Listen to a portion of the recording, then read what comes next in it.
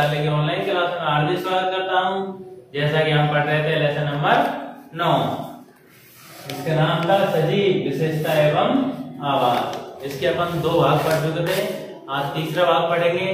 इसमें अपन क्या पढ़ रहे थे? विभिन्न आवासों की यात्रा अपन पढ़ रहे थे, जिनमें अपन किसके बारे में पढ़ रहे थे? कुछ स्थलीय आवास। तो इसमें अपन क्या, एक तो मरुस्थलीय क्षेत्र के बारे में पढ़ चुके थे और एक पर्वतीय क्षेत्र के बारे में पढ़ चुके थे। अब इसमें अगला है घास स्थल। आज हम किसके बारे में पढ़ेंगे? घास स्थल के बारे में। और ये इनमें कौन से जीव जंतु पाए जाते हैं उनके बारे में, उनकी विशेषताओं के बारे में पढ़ेंगे अपन। तो ठीक है, घास स्थल के बारे में तो इसमें अपन 2 जंतुओं के बारे में पढ़ेंगे, उनके शारीरिक विशेषताओं के बारे में पढ़ेंगे। तो कौन कौन से 2 जंतु है? एक तो शेर और एक हिरण। ठीक है, ये अपना जीवन यापन कैसे करते हैं और कहां पर रहते हैं, इसके बारे में पढ़ेंगे अपन। तो सबसे पहले शेर के बारे में देखेंगे अपन। ठीक है, शेर देखो, शेर वन एवं घास स्थल में रहता है। शेर कहाँ रहता है? वन और घास स्थल में। ठीक है, शेर एक शक्तिशाली जंतु है। शेर क्या है? एक शक्तिशाली जंतु है, इसलिए इसे अपन क्या कहते हैं? जंगल का राजा। जो हिरण जैसे जंतुओं का शिकार कर उन्हें मारकर खाता है, जो क्या करता है? जो जंगल के जंतु हैं उनका शिकार करके उनको मार के खाता है। ठीक है, और शेर कैसा जंतु है? मांसाहारी जंतु है। ये क्या खाता है? मांस खाता है। अब इसके शरीर कैसा रंग का होता है, कैसी बनावट होती है? देखो, यह मटमेले, मटमेले का मतलब हल्के भूरे रंग का होता है। कैसे रंग का होता है? मटमेले या हल्के भूरे रंग का होता है। शेर के अगले पैर के नखर, नखर मतलब जानते हो? नाखून। ठीक है, पंजे लंबे होते हैं, जिन्हें वह पादांगुलियों के अंदर खींचकर छिपा सकता है। अब ये आगे के पैर के नाखून लंबे क्यों होते हैं? क्योंकि जब शेर शिकार करता है तो वह अपना आगे का पंजा ही जंतुओं पे रखता है, उससे ही क्या दबोचता है उनको। इस कारण से उनके आगे के पैर के नखर लंबे होते हैं। ठीक है, उसका मटमेला हल्का भूरा रंग, शिकार के दौरान उसे घास के सूखे मैदानों में छिपाए रखता है। अब इसका ये क्या है? मटमेला रंग। जो घास के मैदान होते हैं, जो घास सूख जाती है तो उनमें घास भी कैसे सूखने के पश्चात कैसी हो जाती है? मटमेले या भूरे रंग की हो जाती है। तो ये रंग क्या है? उसको घास के रंग के साथ छिपाने में सहायता करता है। ये क्या है? उसमें आसानी से दिखता नहीं है, और दिखता नहीं तो कोई शिकार आएगा तो ये आसानी से शिकार कर सकता है।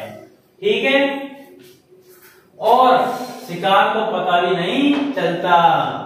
चेहरे के सामने वाली आंखें उसे वन में दूर तक शिकार खोजने में क्या करती है? सहायक होती है या सहायता करती है। अब इसकी आंखें क्या है? उसके सामने ही होती है, शरीर के मुंह के सामने होती है, जो क्या है? शिकार को दूर तक देख सकता है, ये आसानी से दूर तक देख सकता है। अब अपन दूसरा जंतु किसके बारे में पढ़ेंगे? हिरण के बारे में।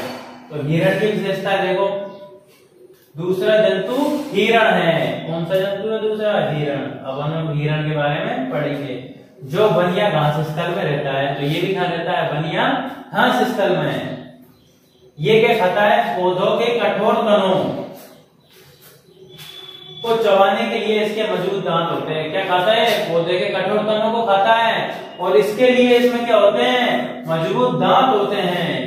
ठीक है, हिरण को अपने शिकारी से बचाने के लिए, जो हिरण है वो शिकार, अब शेर क्या हिरण जैसे जंतु खाता है तो उसको शिकारी से बचाने के लिए उसके लंबे कान होते हैं। अब इन लंबे कानों का क्या होने से क्या फायदा है हिरण के? कि ये क्या है? आसानी से जो हलचल होती है उसको आसानी से सुन लेता है। ठीक है, जो आवाज आती है उसको आसानी से सुन सकता है, और ये क्या? सतर्क हो जाता है और वहां से भाग जाता है।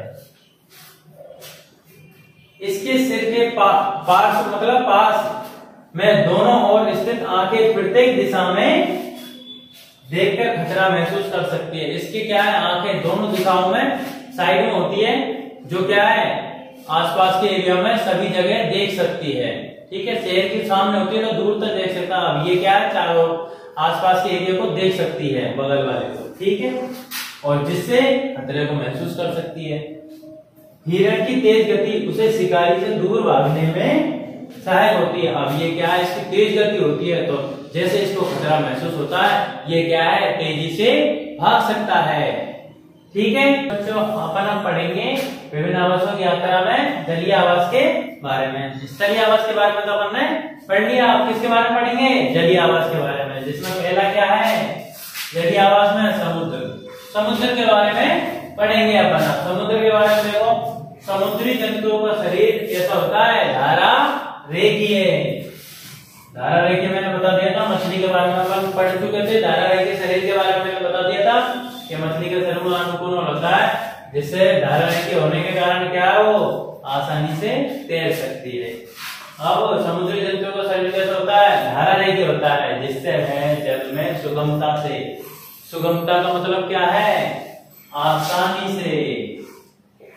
क्या मतलब है, आसानी से चल सकते हैं। अब आगे आपको दो समुद्री जंतुओं को नाम दे रखे, देखो, एक तो स्क्विड और ऑक्टोपस। अब ये दोनों जंतुओं को देखो, स्क्विड और ऑक्टोपस जैसे कुछ समुद्री जंतुओं का शरीर आमतौर पर धारा रेखीय नहीं होता। अब इनका शरीर धारा रेखीय नहीं होता तो क्या होगा, देखो, वे समुद्र की गहराई में तलहटी में रहते हैं। समुद्र की गहराई में, हाँ, तलहटी मतलब समुद्र का जो तल है उस पर रहते हैं। इनका शरीर धारा रेखीय नहीं होता तो ये क्या आसानी से तैर नहीं सकते, और तैरेंगे तो फिर इनको शरीर धारा रेखीय बनाना पड़ेगा। तो देखो, तलहटी पर रहते हैं तथा अपनी ओर आने वाले शिकार को पकड़ते हैं। जब वे जल में चलते हैं तो अपने शरीर को धारा रेखीय बना लेते हैं। अब इनको जब सबसे पहले तो इस शिकार को क्या कहते हैं, अपने आसपास के जो शिकार आता है उसी को पकड़ लेते हैं, और जब इनको गति करनी होती है, चलना होता है, तो फिर ये क्या करते हैं, अपने शरीर को धारा रेखीय बना लेते हैं। जल में श्वास लेने के लिए इनमें गिल या क्लोम होते हैं। क्या होते हैं इनमें, श्वास लेने के लिए गिल या क्लोम होते हैं, जिनके द्वारा ये सांस ले सकते हैं। जैसा कि मछली में अपन ने बताया था, मछली के अंदर भी गिल पाए जाते हैं, जिससे वे जल के अंदर सांस ले सकती है। तो ऐसे ही आगे देखो, आप डॉल्फिन एवं व्हेल मछली, नाम तो सुना होगा आपने, डॉल्फिन और व्हेल मछली जैसे कुछ जंतुओं में गिल नहीं होते। अब उनमें गिल नहीं होते तो वो श्वास कैसे लेंगे पानी के अंदर, तो देखो आगे, अब इनमें गिल नहीं होते तो ये क्या करते हैं, ये सिर पर स्थित नासाद्वार अथवा बात छिद्रों द्वारा श्वास लेते हैं। अब ये श्वास किससे लेते हैं, नासाद्वार अथवा बात छिद्रों से श्वास लेते हैं। ये जल में लंबे समय तक बिना श्वास लिए रह सकते हैं। जल में बिना सांस लिए लंबे समय, वे समय पर समुद्री सतह मतलब जल से बाहर समुद्री सतह पर आकर श्वास छिद्रों से जल बाहर निकालते हैं। श्वास छिद्रों से क्या करते हैं, जल बाहर निकालते हैं और श्वास द्वारा स्वच्छ वायु अंदर भरते हैं। ठीक है बच्चों, अगला अपन पढ़ेंगे जलीय आवास में तालाब एवं झील। ठीक है, इसमें क्या होता है, देखो, तालाब एवं झील में कुछ पौधों की जड़ें जलाशय की तलहटी मतलब तल में के अंदर, ठीक है, की मिट्टी में स्थिर रहती है। स्थलीय पौधों में जड़ मिट्टी से जल एवं खनिज पोषकों का अवशोषण का महत्वपूर्ण कार्य करती है। जो स्थलीय पौधे उनकी जड़ें मिट्टी से जल और खनिज पोषकों का अवशोषण मतलब पहुंचाने का कार्य करती है ना, जमीन से सोख के पौधे के प्रत्येक भागों को पहुंचाती है।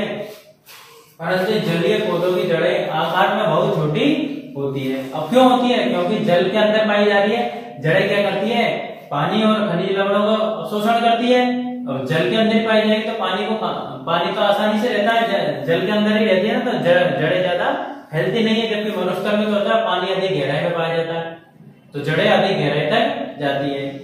इसमें पानी के अंदर पाई जाती है, इस कारण इसकी जड़ें छोटी पाई जाती है। एवं इनका मुख्य कार्य पौधों को तलहटी में जमाए रखना होता है, तलहटी में जमाए रखना होता है कि पौधे उखड़ न जाए। जड़ का क्या कार्य है? मुख्य पौधे को तलहटी में जमाए रखना। ठीक है, अगला, इन पौधों का तना लंबा, कैसा होता है? तना लंबा, खोखला एवं हल्का होता है। अब खोखला क्यों होता है? क्योंकि ये पानी में आसानी से तैर सके।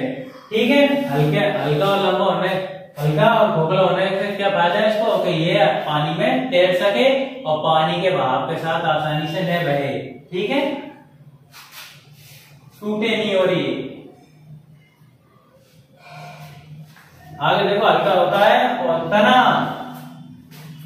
जल की सतह तक वृद्धि करता है, जबकि पत्ते एवं फूल जल की सतह पर प्लवन करते हैं। प्लवन करते हैं मतलब तैरते रहते हैं। ठीक है, प्लवन का मतलब क्या है? तैरते रहते हैं। कुछ जलीय पौधे जल में पूर्ण रूप में डूबे रहते हैं। कुछ ऐसे पौधे होते हैं जो जल में पूरी तरह से डूबे रहते हैं।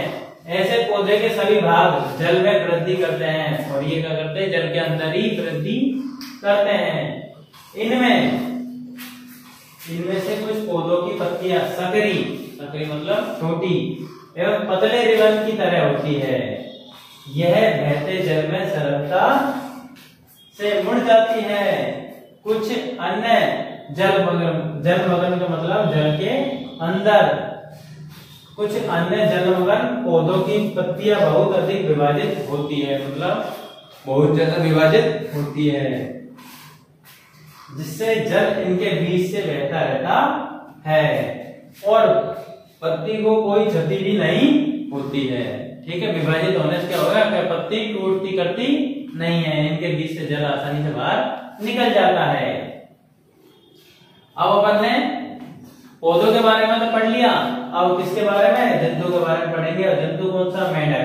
तो मेंढक क्या है? तालाब और झील के अंदर ही पाया जाता है, तो मेंढक के बारे में देखेंगे। मेंढक आमतौर पर तालाब में पाया जाने वाला जंतु है। कहाँ पाया जाता है? आमतौर पर तालाब में पाया जाता है। यह तालाब के जल और स्थल दोनों पर रह सकता है। इसकी क्या विशेषता है? कि ये पानी के अंदर और स्थल के अंदर दोनों में रह सकता है। इसके पश्चपाद मतलब पीछे के पैर लंबे एवं मजबूत होते हैं, जो उन्हें छलांग लगाने एवं शिकार पकड़ने में सहायता करते हैं। इसके पीछे के पैर कैसे होते हैं? लंबे और मजबूत होते हैं, जिससे ये छलांग लगाने में आसानी होती है और शिकार को पकड़ने में भी आसानी होती है। इनके पश्चपाद में जाल युक्त पादांगुलियां होती है। जाल युक्त पादांगुलियां मतलब हम पश्चपाद में, पश्च मतलब पीछे के पैर में जाल युक्त, पैर में क्या पाया जाता है? जाल पाए जाते हैं। पादांगुली होती है जो उन्हें तैरने में सहायता करते हैं। अब ये जाल क्या करता है कि ये इसको डूबने से बचाता है। ये पानी के अंदर डूबते नहीं है, जाल के कारण ये पानी की सतह पे तैरता रहता है। ठीक है बच्चों, आज अपन ने स्थलीय आवास के बारे में, घास स्थल के बारे में पढ़ा, और जलीय आवास के बारे में अपन ने समुद्र और तालाब झील के बारे में पढ़ा। आपको इसमें कोई दिक्कत आए तो आप हमें कमेंट करके बताएं, और वीडियो अच्छी लगी हो तो वीडियो को लाइक कीजिए, हमारे चैनल को सब्सक्राइब कीजिए और वीडियो को अधिक से अधिक शेयर कीजिए। धन्यवाद।